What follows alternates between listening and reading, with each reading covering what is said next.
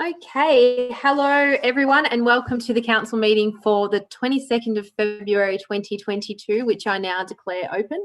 In light of the current COVID numbers and state government guidelines, council has opted to hold tonight's meeting online. However, we are hopeful for a return to the chambers soon. Our meetings are of course remain open to the public via the live streaming on our website, and I extend a warm welcome to all of you who are watching. So I would like to respectfully acknowledge the land on which Moonee Valley is located, that of the Wurundjeri Wurrung people of the Kulin Nation, and I'd like to pay my respects to their elders past, present and emerging, and any other Aboriginal and Torres Strait Islander person who may be viewing online tonight. Councillors, I have not received any apologies for tonight's meeting or leaves of absence. So we'll move on to item 4 on the agenda, which is the confirmation of minutes. Can I please have a mover and seconder that the minutes from the council meeting held on Monday, the 7th of February 2022 be confirmed? Moved Councillor Bettio. Seconded Councillor Tyson. All those in favour? That is carried unanimously. Item 5 on the agenda is the declarations of conflict of interest. Does any councillor have a conflict of interest on any item on the agenda this evening? Councillor Nation. Thanks, Mayor. I've got a general conflict of interest in item 10.1, Quinn Grove Precinct Plan Stakeholder and Community Consultation Update, for reasons previously disclosed to the CEO prior to the commencement of this meeting. Thank you, Councillor Nation. Are there any other conflicts of interest on tonight's agenda? Nope. So item 6 on the agenda is presentations. Councillor Isa, I believe you have a presentation tonight. Thanks, Mayor. I just wanted to mention the Artists and Makers Market, which was held at the Incinerator Gallery last Sunday. It was an excellent event. Over 500 people attended the market. And 15 stalls were on site showcasing their unique handmade products. There are also activities for kids, and there was live music from local performers. They were beautiful to listen to. Peter Hernandez, Demi Bagnato, Talia Eve and James Harvey. It was presented as part of the Summer in the Valley program, which is ongoing through February and March. And the next event for all community members is the Twilight Concert in Lincoln Park in Essendon this Saturday. Saturday or Sunday, sorry. Saturday. I thought it was Sunday. Luckily, I read this that it's Saturday and I won't turn up a day too late. You can find out the exact dates if you don't believe what I have to say on whatsonmooneevalley.com.au. Thanks, Mayor. Thanks, Councillor Isa. And yes, we look forward to seeing everyone down at Lincoln Park on Saturday. Any other presentations for tonight? No, beautiful. And we also, I will call for petitions and joint letters, but I don't believe there are any.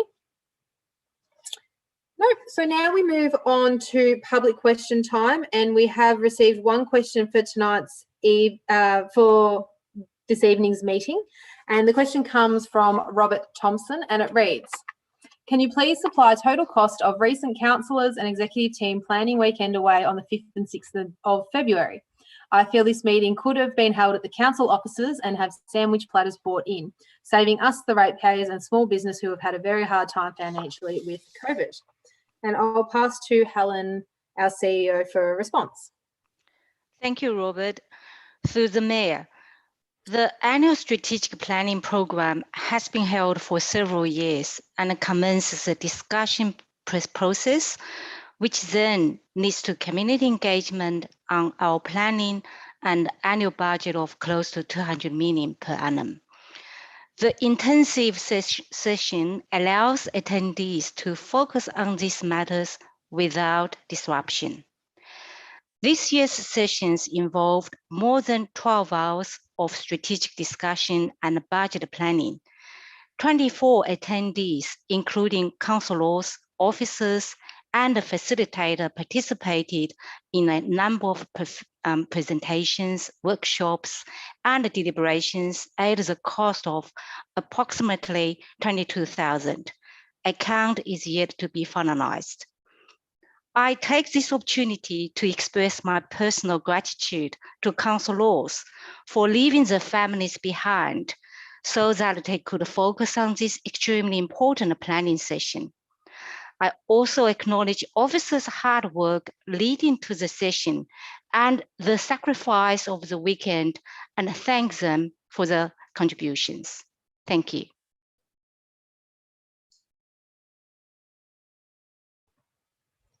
Thank you, CEO. I'm just mindful, I'm just trying to confirm with governance if we were supposed to suspend any provisions in our meeting notes for that.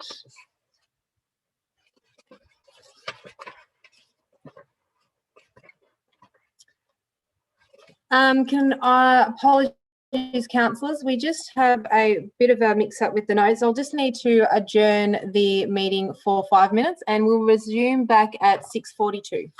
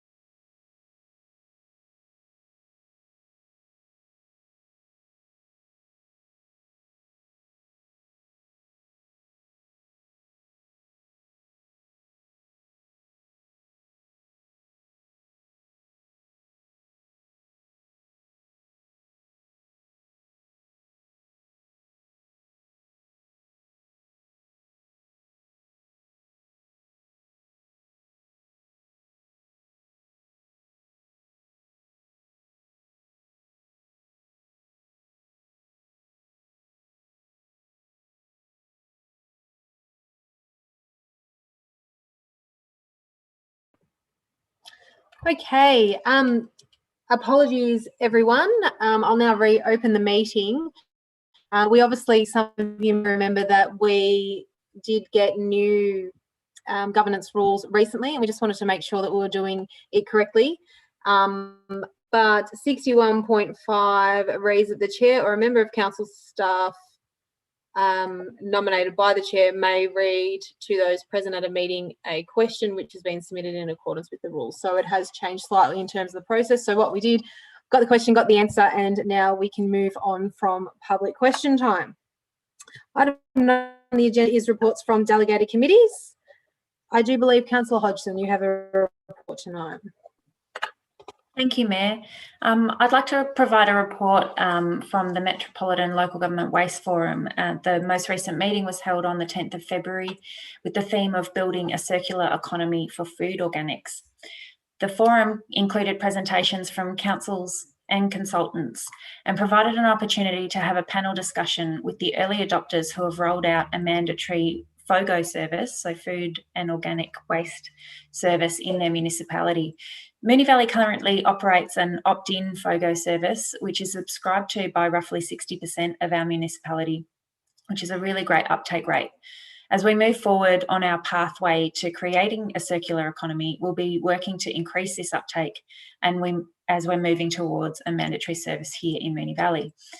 The key learnings from councils and the panel were that changing the frequency to weekly FOGO collection has proven to divert more waste away from landfill. In the last year, in 2020 to 21, councils diverted 411,000 tonnes of organics from landfill through the FOGO initiatives. Community engagement and education is really key to successfully delivering the project. And to that end, I hope to be more involved in the rollout of our communication strategy aimed at supporting our community to get involved in council's efforts to create a circular economy. Conducting trials and feasibility studies to help transition the community proved really valuable as well, and ensuring it makes sure that council's well informed about what is working well and what doesn't work when it comes to specifically rolling this out in our community. Providing enough support when the time comes to make the transition through communication, FOGO guides, FAQs for the community also really was helpful to those councils. The timing for the new rollout was also raised and is really crucial. I think in the summer months, it can create some issues. So the suggestion was that a rollout in winter months and not in school holidays was a big learning that the councils took away as well. And also the suggestion to involve community champions in the rollout to get more support and making sure that we're engaging all parts of our community early in the process to make sure that the information spread is sufficient once we come to the point of making the transition. The last point that was made that I felt really valuable was making sure that we're bringing councillors along on the journey as a link between our community and our council. I think we play a really important role. Of further note, we were advised that the Circular Economy Leadership course that's being offered by the Metropolitan Waste and Resource Recovery Group in partnership with the United Nations System Staff College had a really overwhelming take-up amongst the Victorian councils.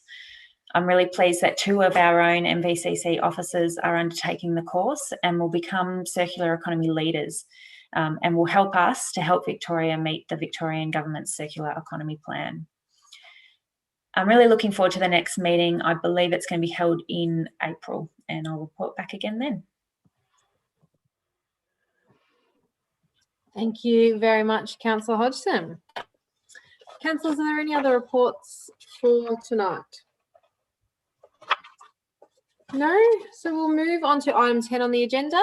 I'll wait for Councillor Nation, who previously declared a conflict, to be bumped into another room.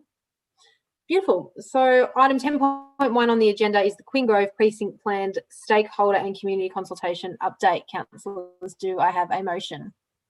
Councillor Sypak. Thank you, Madam Mayor. I'd like to move an alternative. Am I able to read it out? Yes, please. That would be great. Okay. The council resolved to note the Queen Grove Precinct Plan Draft Stakeholder and Consultation Report, January 2022, Attachment 1. Endorse the following features for inclusion in this final precinct plan. Support the inclusion of 6 indoor highball courts. Support the location of the highball stadium as per draft precinct plan, subject to consideration of the impact on the impacts of the Keilor East Leisure Centre outdoor pool, including overshadowing, solar access, and a wind assessment as well. Number 3, support the outdoor synthetic pitches to be single-lined for soccer only, preferably with 2 full-size senior pitches And in the event that this doesn't fit, one full-size senior pitch and one junior pitch. 4, support environmentally sustainable design initiatives, including electric vehicle charging points, rooftop solar panels where possible, consideration for battery infrastructure on the precinct, landscaping to maximise the canopy cover around the soccer pitches and around the whole precinct, water retention, biodiversity, and any other suitable ESD recommendations. And C, instruct the CEO to commence the next phase of the project plan per revised attachment 2 to progress to the final Quinn Grove precinct plan to council for endorsement by the end of July 2022. Thank you, Councillor Sypek. Councillors, can I get an indication of everyone's okay, understands what has been moved, or would people like to see the words on the screen? Oh, and I feel we have the words on the screen.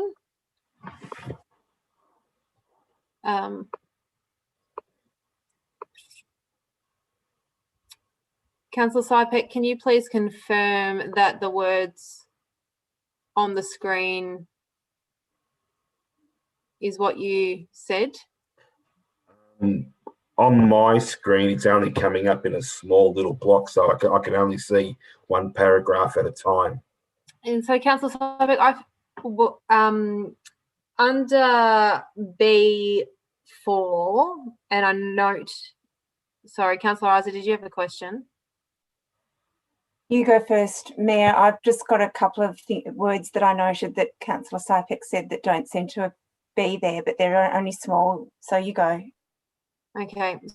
So Councillor Sypek, B4 reads, support environmentally sustainable design initiatives, including electric vehicle charging points, rooftop solar panels where possible, consideration for battery infrastructure on the precinct, landscaping that maximises canopy cover around the precinct, water retention and biodiversity, and any other suitable ESD recommendations. They were the words that governance were able to pick up. I don't know whether word for word if that's what you said, but we need to make sure we understand what motion you're moving. Yeah, no, I agree with that.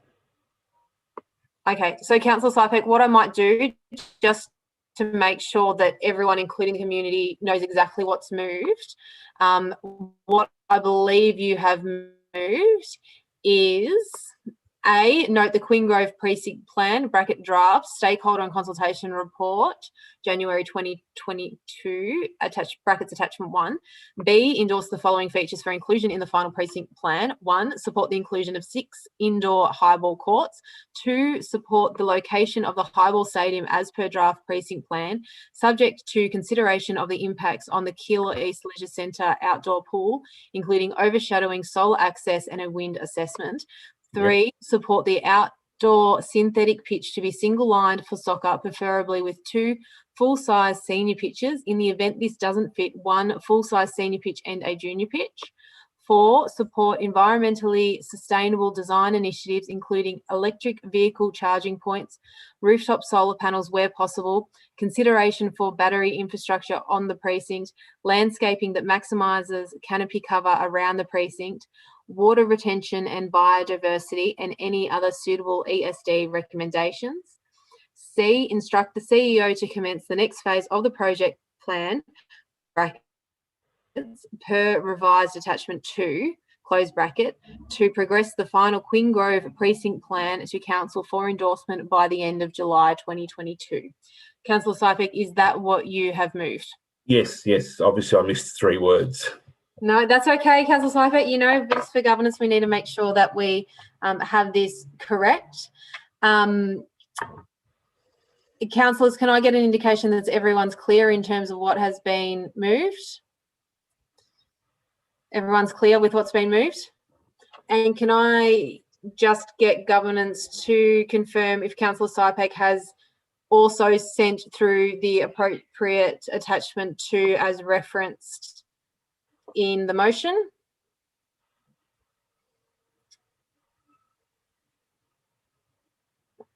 Yes. Yes. Okay. Councillors, are you all okay, aware of what attachment 2 is? Okay, I think we're on the same page. Okay, thank you, Councillor Sypek. So moved. Do I have a seconder for this motion?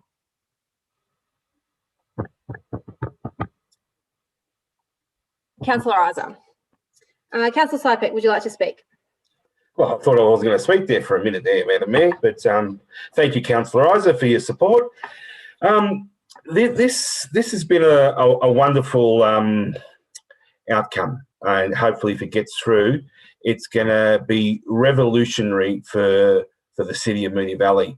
And I think this term of council with this group, we have achieved quite a number of iconic developments and iconic decisions that we've made here. The East Keilor Leisure Centre, you know, we've that was just fantastic with the former Mayor, Councillor Nation, opening it up.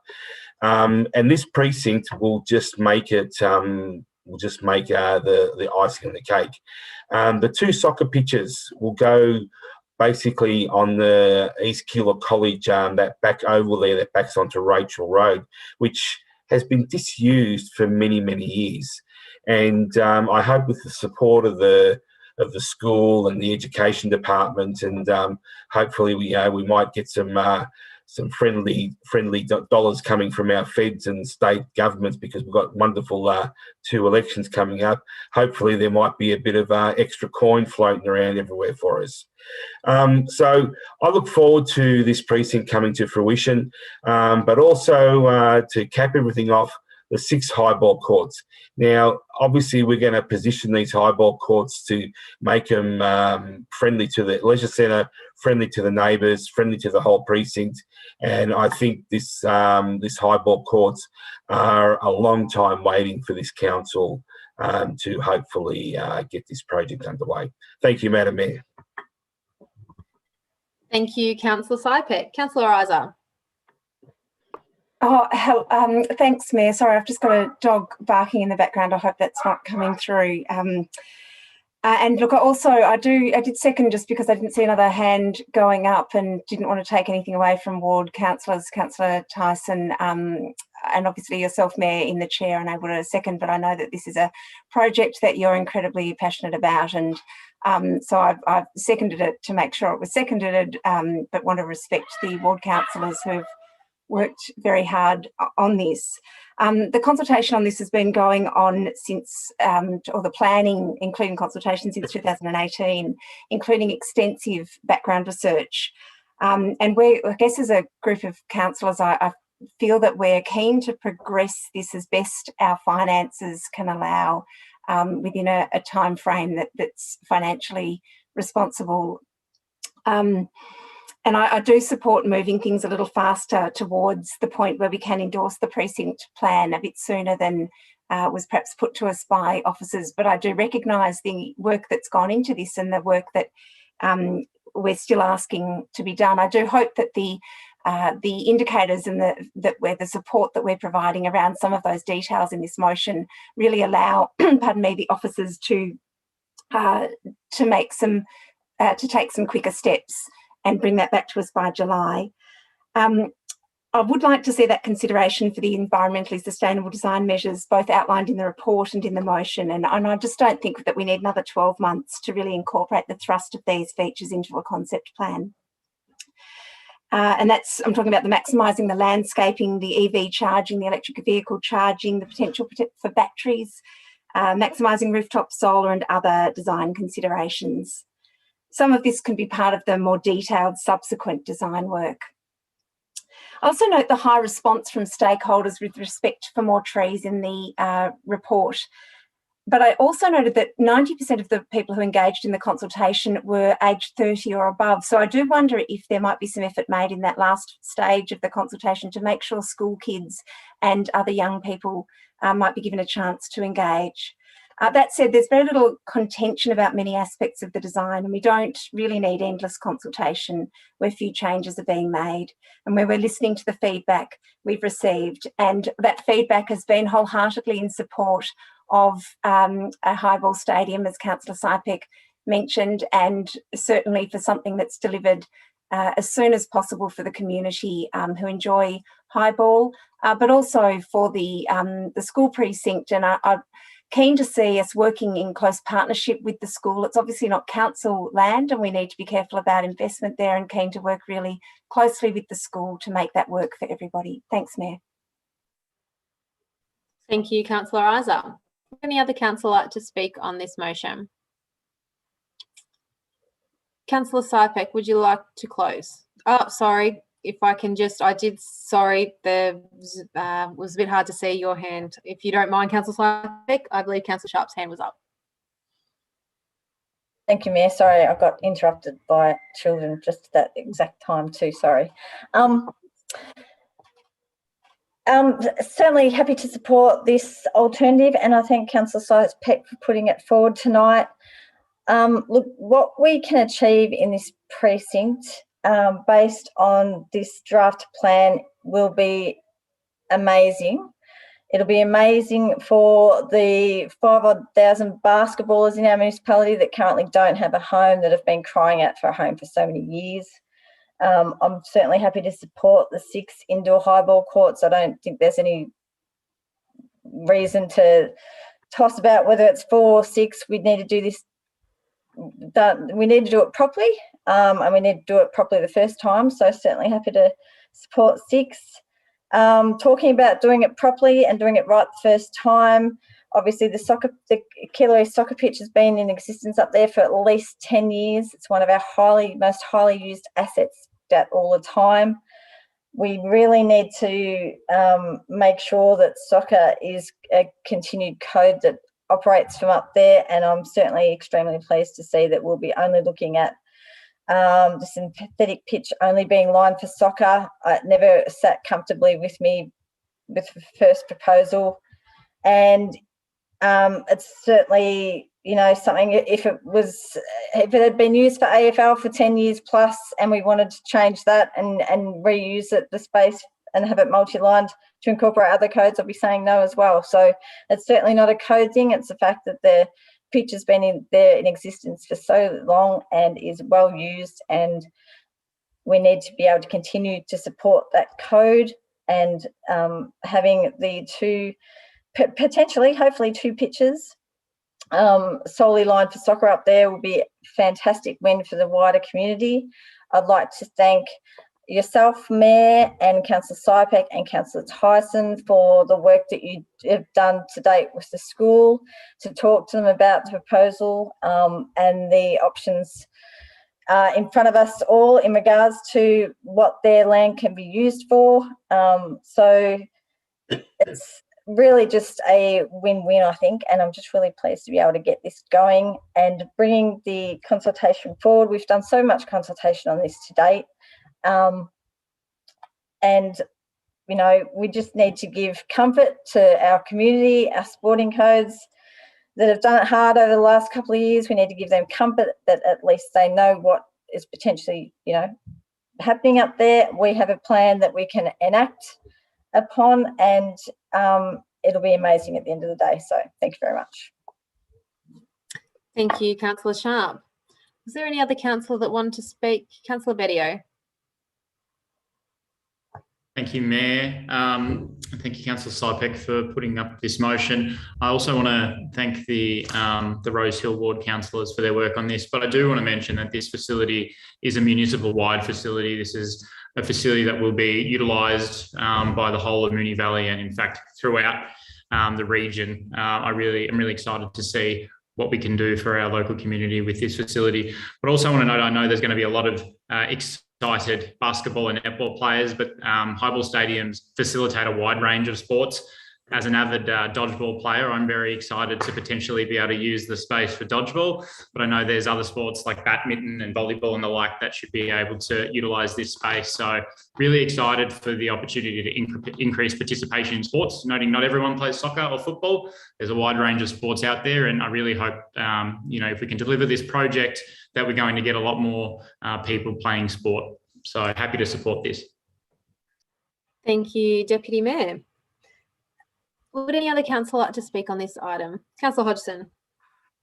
Thanks, Mayor. I just wanted to note I'm really grateful to officers, and if you do delve into the report, you'll see that they've taken great care to respond to the feedback that came through the last round of stakeholder consultation, and to make sure that our planning for this precinct is really thorough. I do feel very confident that in moving the motion that Councillor Sypek has moved this evening, that there was a high level of consistency in the feedback we've received, and so I do have confidence in the chosen path forward to to move to progress this to an endorsement stage of the plan with the Highball Stadium and soccer lines and all of the other aspects of the precinct plan. I appreciate, officers, that we're asking a fair bit by bringing that timeline forward, and just really appreciate the efforts that you've gone to date and will continue to go to deliver a really well thought through plan for Queen Grove and all of the people who use it. And I think my colleagues have mentioned all of those who are worthy of a mention in this plan. So thanks. Thank you, Councillor Hodgson. Any other councillor? Councillor Adams. Thanks, Mayor, and thank you to my colleagues for all the comments. Agree with them all. Our community has been actively advocating for a highball facility in our municipality, and I'm hoping this progresses tonight to bring us closer to delivering a stadium in Moonee Valley. It's very exciting. Also happy to support the outdoor synthetic pitch to be single line for soccer. At the moment, it is a dedicated soccer pitch, and happy for it to continue to be so. It's clearly in high demand and is used across the municipality by our soccer teams, so it's great.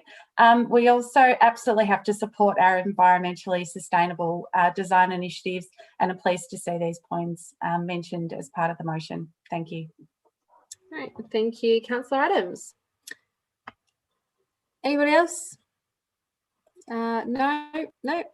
Councillor Sypek, would you like to close? Yes, thank you, Madam Mayor. I want to say thank you to my colleagues for your support in advance. I hope the vote goes the proper way. But I agree with every single word that every single one of you has said. This is not just an area precinct or a project. This is not just a ward project. This is, like Councillor Bedia said, this is a municipality-wide project. This will benefit not only our municipality, but even surrounding municipalities. And I'll just give you a good example. At the East Leisure Centre, I'm a member there now, and I've met so many people that are from Maribyrnong, from everywhere else, and they're all coming to the East Leisure Centre. So I think with the new highball course, the new soccer pitches, it is going to drag in and bring in a lot of business to the area. I just want to say also thank you to the CEO, to our officers, and especially our sports department for putting their report together. And even though my alternative was just a little bit different, it pretty much goes down the same lines as what the original report was with the officers. So I really, really would like to congratulate our officers, and I have 100% faith in our sports department and all our officers to deliver this project sometime in the very near future. Thank you, Madam Mayor. Thank you, Councillor Sypek. So I'll put that to the vote. All those in favour? And that is carried unanimously. We'll just wait for Councillor Nation to be let back into the room.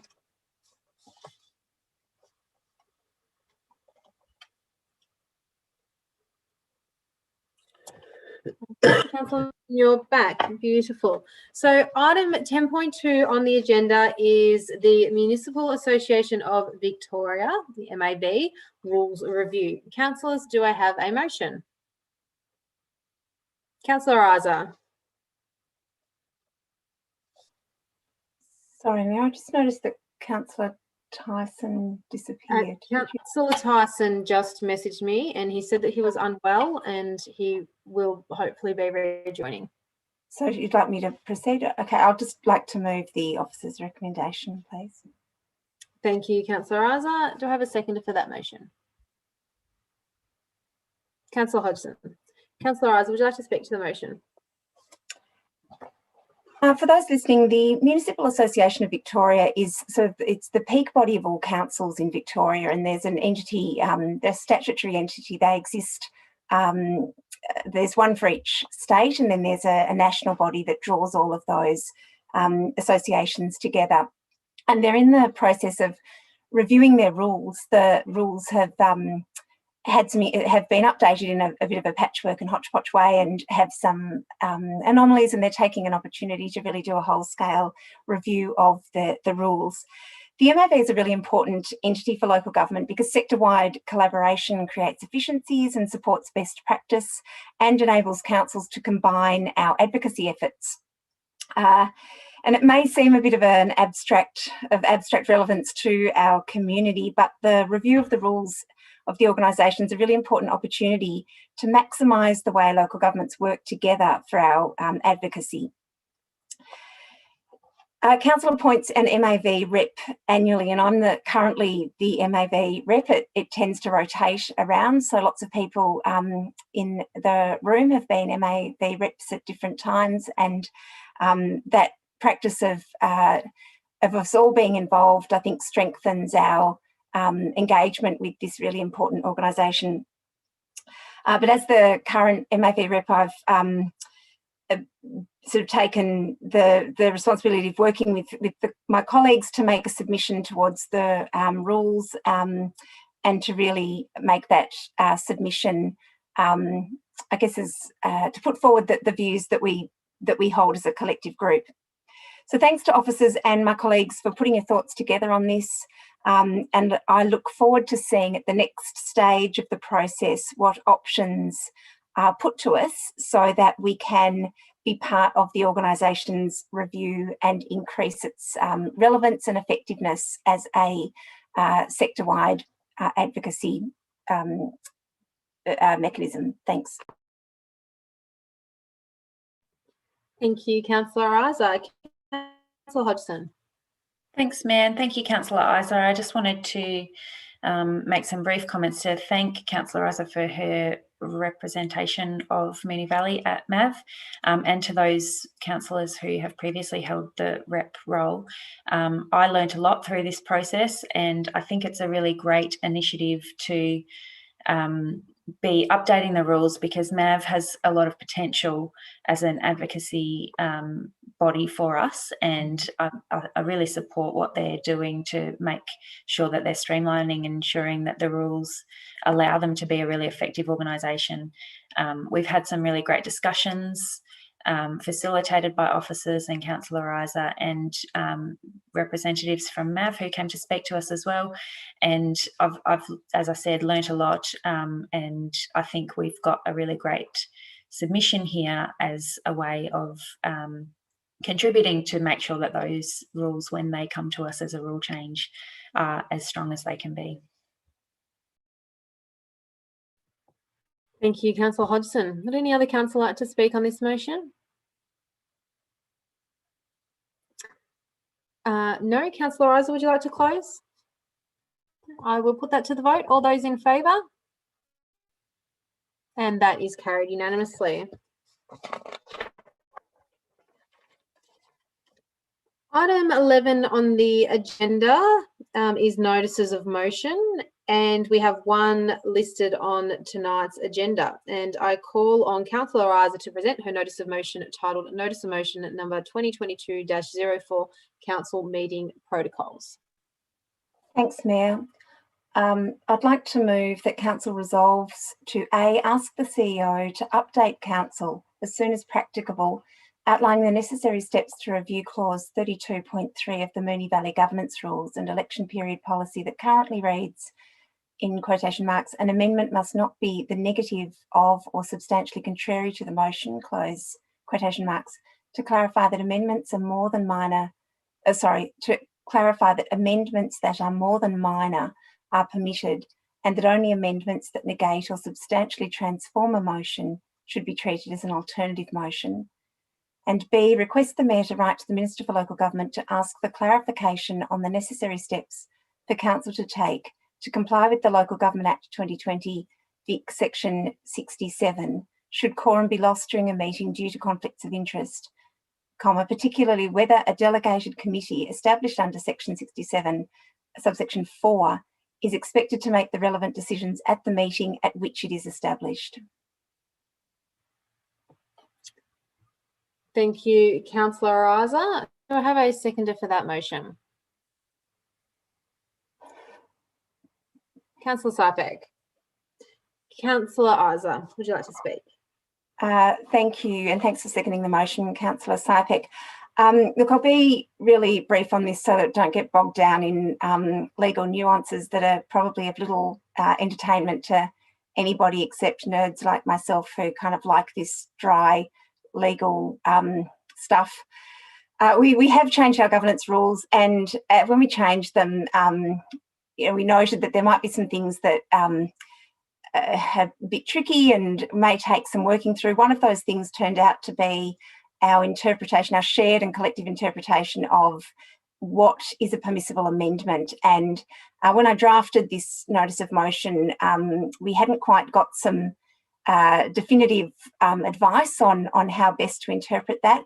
We've since received some advice that I think makes that much clearer. So I've just amended that such that we can just perhaps have an update from officers to make sure that we're all really clear about what is a permissible amendment to a motion, so that we don't tie ourselves in knots on the floor and waste time and energy arguing about that sort of procedural aspect of our debates. The second point is not so much to do with our governance rules. It's to do with a change that came into the Local Government Act, the new Local Government Act 2020, that talks about what a council has to do when it should it lose quorum during a meeting or before a meeting if it knows there isn't going to be quorum solely because of conflicts of interest. Now, for most councils across Victoria, this is probably a bit of a moot issue, but unfortunately for us at the moment, this is a very real and live issue, and we do have a number of applications where we are at risk of losing quorum during a meeting should a councillor fall ill, be absent, or just not be able to be in attendance for whatever reason. So we've been grappling with what we're meant to do to comply with this section that tells us that we have to set up a delegated committee and that we must do that, and that then that delegated committee can make the decision. But there are just some aspects of the implementation of that are not quite clear. And even having sought some legal advice, we're still not entirely sure whether, having established the committee, that committee then makes the decision there and then, or is meant to defer it.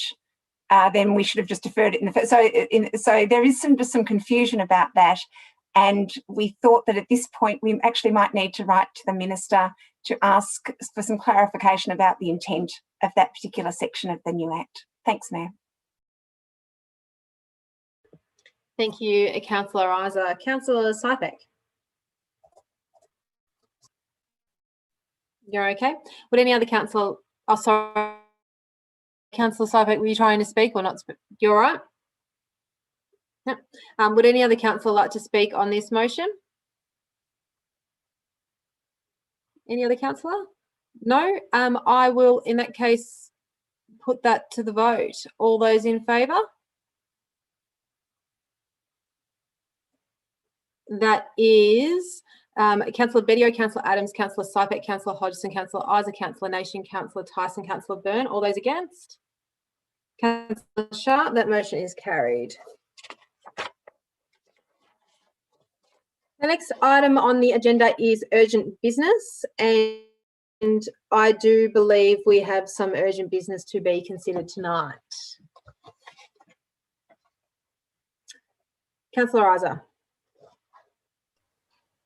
Thanks, Mayor, and I apologise for speaking again. I feel I've been speaking a bit tonight. I do apologise. I'd like to move a motion, please, that Council resolves that the item advocacy with respect to rates exemption for social (public) housing be considered urgent under the government's rule 25.2 as it relates to a matter which has arisen only since the distribution of the agenda, is confined to a matter that cannot conveniently be deferred until the next council meeting, and cannot be addressed through an operational service request process.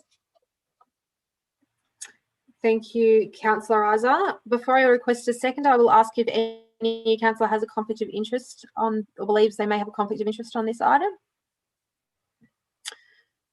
No. Okay. So we'll move on to, so at the moment, I just require a seconder that it be considered urgent. Councillor Syke. Thank you. And I will put that to the vote. All those in favour for it to be considered urgent? That is carried unanimously. Councillor Isa, would you like to present your urgent item? Thanks, Mayor.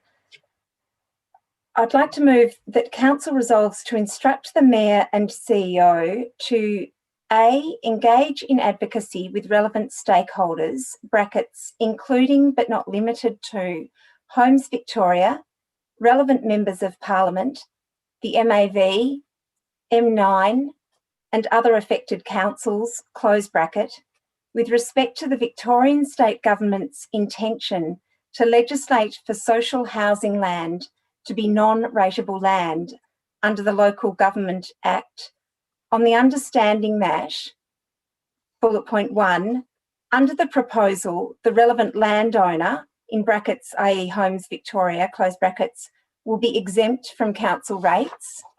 Bullet point 2, that the state government will be withholding nearly $3 million per annum in rates from Moonee Valley City Council, in brackets 3% of Moonee Valley City Council's total rates income, close brackets, when the measure is fully implemented. Bullet point 3, if this were distributed across all other rateable properties, this would lead to an additional 3% increase per ratepayer per annum in Moonee Valley, on top of the rate cap. Bullet point 4, Moonee Valley City Council has had a long and successful partnership with the state government regarding the provision of services for public and community housing residents, including early learning services, maternal, child and health, library services, community development, parks, transport, employment initiatives and business support that is jeopardised by the proposed rates exemption. And the final bullet point, the investment in public housing renewal and upgrades is welcome, but this remains the responsibility of Homes Victoria as the landowner and shouldn't be addressed through the diversion of council rates paid by the landowner. Then point B, through the advocacy in A, seek deferral of the proposed changes until thorough engagement with affected councils is undertaken, and request that Homes Victoria explore alternative funding options for the much needed public housing maintenance and upgrades. Thank you, Councillor Isa. Do I have a seconder for that motion? Councillor Bedio. Councillor Isa, would you like to speak to the motion? Thanks, Mayor. Moonee Valley's worked successfully with the state government to increase social and affordable housing and to support social housing residents. We welcome policy changes that provide affordable and social housing to address homelessness. This is not under debate, nor is it under debate that there's a chronic underinvestment in the maintenance and upkeep of public housing.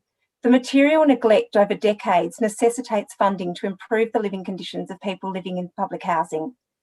And we generally welcome the state government's big build investment into this. None of this is under debate.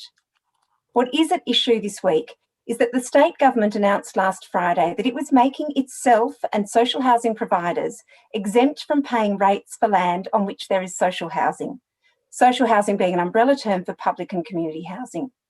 This exemption will apply to both existing and new social housing and be phased in from the 1st of July 2023.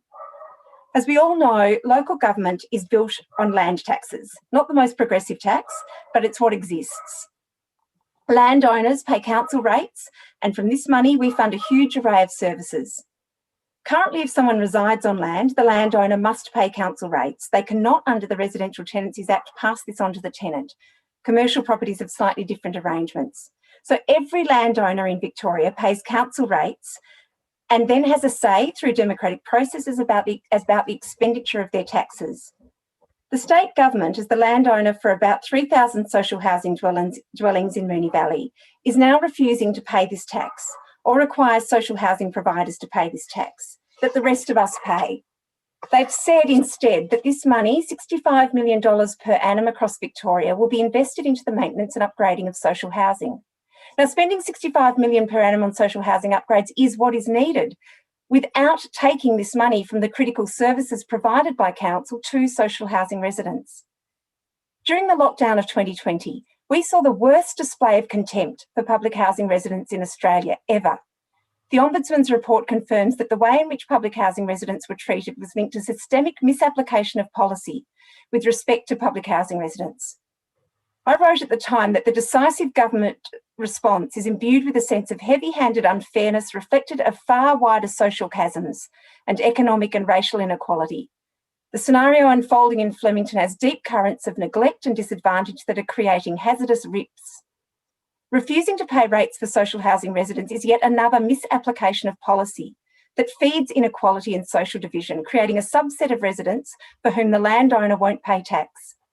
I know local government is the lowest in the pecking order of governments. I know we are subjects of the state government, but we do terribly important work, particularly for people from lower socioeconomic backgrounds. We provide all of the services listed in the motion. We want to do even more. I want to do even more.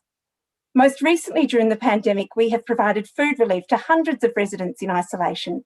We've worked very hard with communities to promote vaccinations. We have provided grants to support residents and community groups. All of this support is in jeopardy. Moonee Valley ranks 5th in expected impacts of this policy. One suggestion from Homes Victoria is that we redistribute the loss of $3 million annually across all of our other ratepayers, such that the rest of us pay the money the government or social housing providers would otherwise pay. This would result in a 5% rate rise in Moonee Valley. Impossible anyway, given that we're capped at 1.75% or 2% in normal times. Even applying the most cynical political logic to this, I can't come up with a compelling reason for this policy, other than to save the state government $65 million per year. That's $65 million ripped from local government services across Victoria. This policy may also create a disincentive for local government to invest in social housing supply. I spoke with some public housing residents today who are completely unaware of this policy change and very keen to learn more. This policy disenfranchises thousands of Moonee Valley residents at the local government level. Public or social housing residents pay rent to their landowner.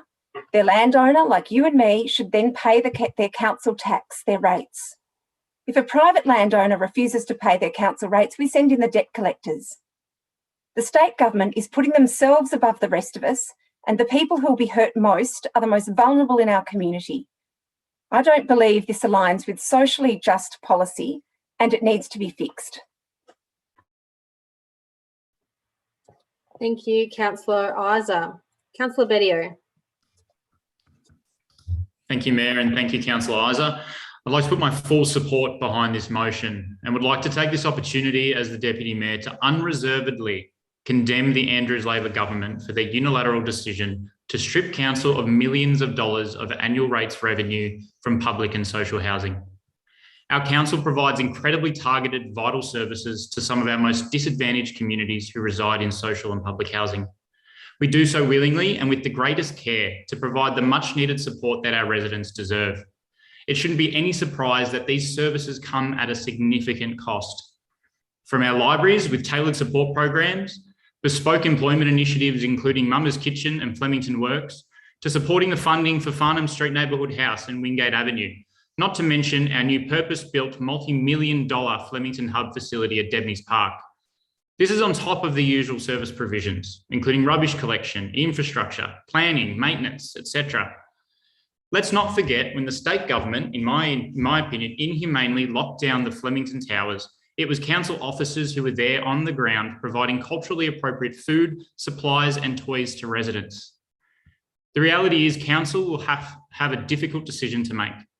In lieu of this revenue, do we stop offering these vital services or do we increase the costs to our hard-working ratepayers? No matter the decision we choose, it will undeniably have a disastrous impact on the harmonious social fabric that we have worked so hard to achieve. I call on our local state representatives, Minister Pearson and Minister Carroll, to stand up for your constituents. Ministers, tell the Premier you will not allow this legislation to pass. Tell the Premier to pay his rates. Thank you, Councillor Bedio. Would anybody else like to speak on this motion? Councillor Nation.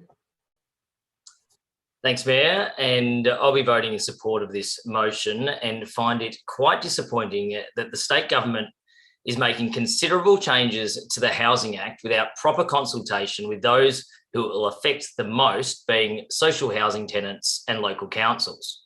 So I've really got two questions that I would have asked the state government, Minister for Housing, Homes Victoria, or the local members here in Moonee Valley, should they have been willing to consult with council. Question one, by making such sweeping changes to the Housing Act that you say will have a negligible impact on ratepayers, but in our case will mean a $3 million loss each and every year for the foreseeable future, where do you want us to source that $3 million annual loss from? Do you want us to cut aged care, childcare, or family services? Do you want us to not fund the libraries and pavilions that bear your names on the plaques out the front?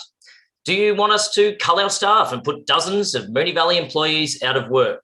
Or do you want us to just jack up rates for each and every ratepayer in Moonee Valley because you, the state government, aren't willing to pay yours? Which one is it? Pick up the phone, tell us, so then we can pass on the bad news to the affected. Question two, by suggesting that changes to the Housing Act will have a better outcome for social housing tenants because instead of paying rates to council, you'll just reinvest the savings into social housing sites. Are you therefore suggesting that those living in social housing are no longer expected to venture off-site and engage in council services? Are you in essence creating a class divide by suggesting social housing tenants stay within their bubble and council need only worry about those living in private dwellings? Because like it or not, that is in essence what your actions are suggesting, and no doubt what may transpire through these changes to the Housing Act. This has not been properly consulted on, is a knee-jerk reaction to save money in an election year, and it's disappointing that there has been a complete failure to realise that these changes will have the biggest impact on those who need the support the most. Moonee Valley has one of the highest numbers of public housing dwellings outside the CBD, which is fantastic to have so many living opportunities for everyone throughout Melbourne, right here, 4 to 10 kilometres from the CBD. But we're being penalised for embracing public housing, which is so out of touch. And I urge my fellow councillors to support this motion, to put pressure back on the state government, to make sure they have a long, hard look at these proposed changes and review what they're planning to introduce into Parliament in the coming weeks. Thank you, Councillor Nation. Would any other councillor like to speak on this motion? Councillor Sypek. Thank you, Madam Mayor. For many years, the formula for tax has been like this. Every dollar that every citizen pays in tax, 69 cents goes to the federal government, 28 cents goes to the state government, and 3 cents comes back to local government.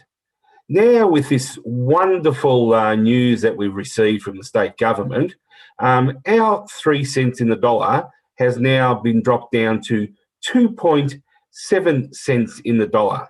So this has been a miraculous change, something that's been around for many, many years of this formula. I, once again, concur with my colleagues here. I'm very disappointed with this announcement.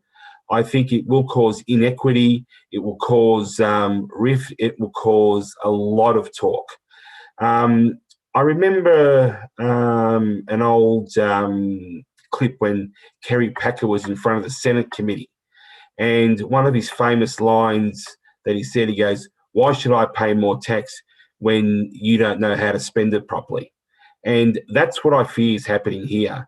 The withholding of this $3 million or $65 million in total where are they going to spend it? Are they going to spend it equitably amongst all the housing commissions? Will we get $3 million back in return to our housing commissions in reinvestment or maintenance wise? Or are we just going to get $100,000 and the rest will just sort of disappear into some kind of wishing well or some kind of pork barreling for the state election? Obviously, there's a state election, so a war chest has to come about. So I don't know, Madam Mayor. I'm very disappointed. I really hope that they do change their minds about this, and I hope that the community and all the councils put pressure on the state government, just like when many years back when they announced they're going to cut funding to the libraries, and there was absolute massive backlash from all the councils, from all the communities, and the government did reverse their minds about cutting funding to libraries. So I hope that we can start the ball rolling and get some kind of community pressure to make this government change this absolute dreadful draconian decision. Thank you, Madam Mayor. Thank you, Councillor Sypek. Would anybody else like to speak on this motion? Councillor Adams. Thanks, Mayor, and thank you to my colleagues who have covered most of my concerns. I agree with everyone's comments. It's really disappointing that Moonee Valley City Council and other councils who have some of the highest levels of social housing were not consulted with on this. The financial impact of this decision on our council cannot be underestimated. We are already under extreme budget pressure to rein in on spending, particularly on our capital works program, due to rate capping and pressures from a range of areas outside our control, such as the extraordinary increase of construction costs and some enhanced responsibilities set out in the Local Government Act for mitigating environmental impacts. These are just to name a few. We are already working so hard to scrutinise and prioritise our spending to ensure maximum value for money. To then have this thrown at us is going to challenge our council in a way that is extremely unfair to our rate-paying residents who expect delivery of high-quality services and infrastructure projects. If this legislation gets through, it will create social division between our residents who will continue to pay full rates and public housing tenants whose landlords do not have to pay any rates while rightfully having equal access to council services. I am really hoping that the Victorian State Government hears our call and either explores alternative funding options for much needed public housing or defer these changes until thorough engagement with councils affected is undertaken. Thanks. Thank you, Councillor Adams. Any other councillor like to speak on this motion? Councillor Hodgson. Thanks, Mayor. I just want to thank all of my councillor colleagues. I agree with all the comments that have been made tonight. This is a really terrible outcome that we're facing here, and I hope that the state government hears our calls to come and talk to us further about what this will mean. When I decided to run for council, it was because I wanted to help Moonee Valley live up to our standards of being a welcoming city that celebrates diversity and inclusion. And I think a change like this and a bit of a gouging of our rates revenue really forces us into an impossible choice, as I think my councillor colleagues have outlined really quite thoroughly. I think we wouldn't want to see, I certainly don't want to see any cuts to any services, but we have, as Councillor Adams has indicated, we have the difficult job of trying to balance the budget, and we have to make responsible decisions and understand exactly where that money is coming from and where it's going. And it pushes, I feel, a policy like this pushes me into, as I say, an impossible decision where I can't live up to the values that I hold of wanting to support our public housing tenants and still be able to think about how equitable we're being with the way that we're spending our ratepayers' money. I certainly wouldn't want to see the cost shifted from council onto our ratepayers. We know how hardly people have been doing in the last couple of years, but this has a really long-term impact. And I really hope that our calls will be heard, and I understand and can be added to the voices of those councils who have already made public comment about this. I'm really supportive of us adding our voice to that call for state government to come to the table and talk to us about what these changes will mean, not only for councils, but for all of the people living in our cities. Thank you, Councillor Hodgson. Would any other councillor? Councillor Tyson. Thanks, Mayor, and I won't relitigate a lot of the points that councillors have made, but they are really strong points in favour of this motion, and I'll be supporting it as well. I think a really important point of this as well is that some of the most affected councils are part of the M9 advocacy group that we are part of in terms of the Metropolitan Melbourne councils, and I think adding our voice to that group will make it stronger as a representation to government to hopefully find a solution out of this. As I said, I won't cover the other points that have been raised, except to say that I agree with them, and also to commend you, Mayor, for firing the starting gun in some respects in mentioning this part of our advocacy piece on radio this morning. So thanks. Thank you, Councillor Tyson. Would Councillor Sharp, did you want to speak on this item? No. Councillor Isa, would you like to close? Thanks, Mayor. Thank you, colleagues, for all of the points you've raised, particularly moved by some of the comments Councillor Hodgson made, and I appreciate the difficulties that this presents. And I guess I just want to finish, if I may, Mayor, by just speaking to our residents, our thousands of residents who do live in the many thousands of social housing dwellings that we have, and that we will absolutely fight to make sure that you do not lose the services that every other resident in our municipality can enjoy, whether it be sporting or early learning or whatever it may be. You are at the heart of our advocacy on this. We might be talking about dollars and cents and our fiscal responsibility, but it's because we want to make sure that you do not miss out on anything that being a resident of Moonee Valley should enable you to enjoy. So I am absolutely hoping that we can, with our other councils around Victoria, see some reversal of this socially unjust policy. Thank you. Thank you, Councillor Isa. I will put that to the vote. All those in favour? And that is carried unanimously. Councillors, are there any other items of urgent business for tonight? No, and item 13 on the agenda is confidential reports, and we don't have any. So that does conclude the business on tonight's agenda. Thank you to everyone who is watching the live stream, and we hope to see you all at the, well, maybe not everyone, but anyone who can come along to Summer in the Valley at Lincoln Park on Saturday for the festival would be great. See you later, and